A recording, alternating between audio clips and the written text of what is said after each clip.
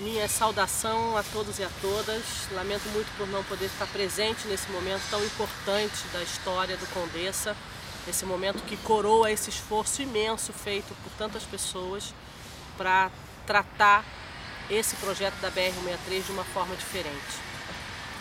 Talvez nem nós mesmos tivéssemos a dimensão daquilo que estávamos propondo ao reunir esforços em torno de uma forma diferente de tratar uma obra de infraestrutura na Amazônia, como foi feito há uns anos atrás no plano da BR-163.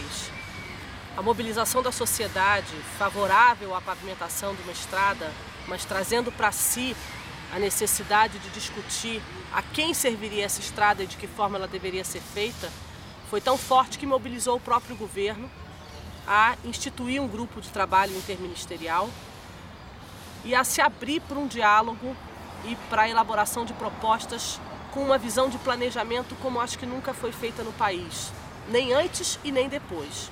E talvez resida aí a nossa grande reflexão para esse momento. Por que que um modelo que se mostrou tão frutífero do ponto de vista de trabalhar a inclusão social, de trabalhar uma obra de infraestrutura com menos impacto socioambiental, de ver uma certa região numa perspectiva de desenvolvimento, não inspirou o governo a fazer a mesma coisa em outras obras de infraestrutura? A trajetória do plano da BR-163, toda a mobilização que ele gerou, o apoio à mobilização dos movimentos sociais por meio do consórcio socioambiental, o Condessa, ela é exemplar. Ela mostra uma nova forma de se fazer política de desenvolvimento regional na Amazônia. Ela demonstra a possibilidade de você compatibilizar os projetos de desenvolvimento com os interesses de diferentes grupos sociais, a maior parte deles minoritários e, portanto, pouco influentes nas macro decisões políticas do país. E ela foi muito bem desenvolvida no processo de elaboração do plano, nas consultas que foram feitas, mesmo que algumas consultas não tenham sido desenvolvidas como deveriam, como foi o caso da participação indígena, mas apontava um caminho e uma possibilidade de convergência de interesses entre sociedade, governos e grupos empresariais, inclusive, que seria muito benéfica para a gente pensar o desenvolvimento sustentável da Amazônia. E, lamentavelmente, o que a gente vê anos depois é que esse modelo foi meio que deixado para trás, que uma parte dele não se implementou de verdade e que ele foi esquecido nos novos projetos de desenvolvimento para a região. Então nós temos, por um lado, um avanço numa proposta de modelo diferenciado que trazia as questões socioambientais para uma discussão mais horizontal no âmbito do governo, envolvendo diferentes setores, mas que na prática, do ponto de vista das ações de governo, aquilo que efetivamente avançou como se pretendia ainda foram as ações de mitigação.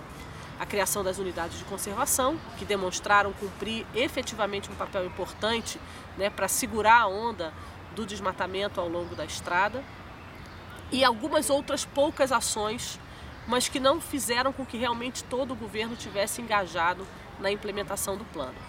E essa acho que é a minha primeira conclusão. Nós temos um modelo adequado, com uma governança que não foi totalmente equacionada e que, portanto, tinha uma previsão de ter uma liderança da Casa Civil sobre outros ministérios, mas cuja efetividade não aconteceu e que acabou levando a que apenas alguns ministérios, como o Ministério do Meio Ambiente, o Ministério do Desenvolvimento Agrário, de fato se engajassem na implementação das propostas que foram elaboradas no âmbito do plano. Por outro lado, nós temos um processo social muito forte na região, que acontece até hoje e que certamente tem resultados positivos para além das ações governamentais. Tudo isso, entretanto, não foi suficiente para embasar o movimento de governo, na implementação de outras políticas e outras propostas na região amazônica. Nós vemos agora projetos como é o caso de Belo Monte, como é o caso das hidrelétricas do Tapajós, sendo pensados, como foi o caso do Madeira, sendo pensados e implementados sem que essa etapa anterior de planejamento de forma mais participativa, olhando a região como um todo e não só na lógica do interesse daqueles que estão envolvidos na implementação das obras, não tem sido considerado como um modelo. Então acho que cabe a nós agora também uma segunda reflexão. Se esse modelo que nós contribuímos para desenvolver teve resultados positivos por um lado e não conseguiu atingir outros setores do governo, o que faz o governo, a princípio um governo de continuidade, um governo, né, com a mesma coalizão de forças, voltar atrás e não aceitar fazer, por exemplo, um plano de desenvolvimento regional de fato participativo, de fato discutido com a sociedade antes da implementação das obras, nessas outras obras de infraestrutura. E eu acho que existem aí duas questões que são muito claras. A primeira é a questão do interesse privado, do comprometimento do interesse público no estabelecimento dessas obras. No caso da BR-163, o movimento que nós produzimos foi um movimento de tornar a obra uma obra de real interesse público. Porque na época do governo Fernando Henrique Cardoso, a BR-163 já constava como uma prioridade de pavimentação nos planos Brasil em Ação e Avança Brasil, mas ali o objetivo que era posto para ela era simplesmente o de escoar a produção de soja produzida no Mato Grosso pelo Porto de Santarém. Era uma estrada imensa que tinha um objetivo numa ponta e um objetivo na outra ponta. E o que o plano da BR-163 fez foi encher a estrada de objetivos.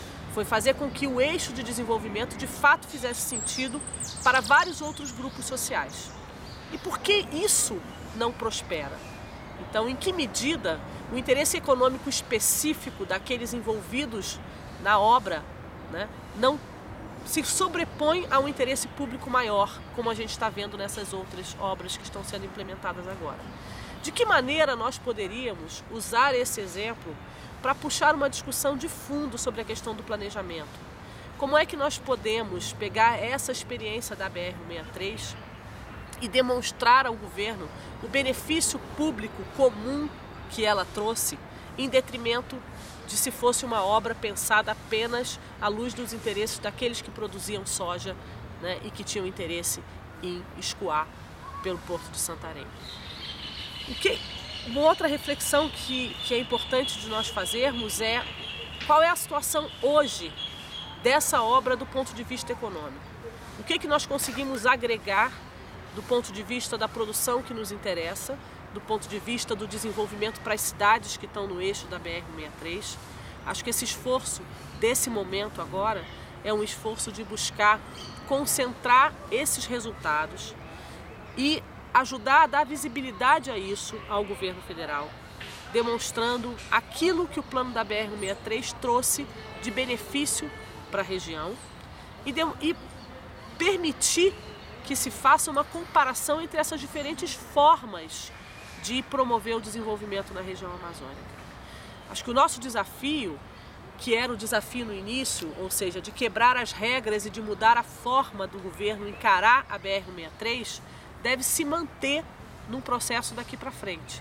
Nós temos que dar visibilidade ao que fizemos, temos que mostrar ao governo a diferença que isso fez na região.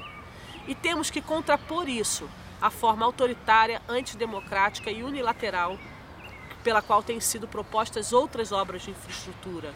E cobrar das pessoas que, no geral, são as mesmas que ainda estão no governo, que resgatem essa experiência e que pensem nas outras obras da mesma maneira, sob a perspectiva de ampliar o interesse público envolvido naquele processo.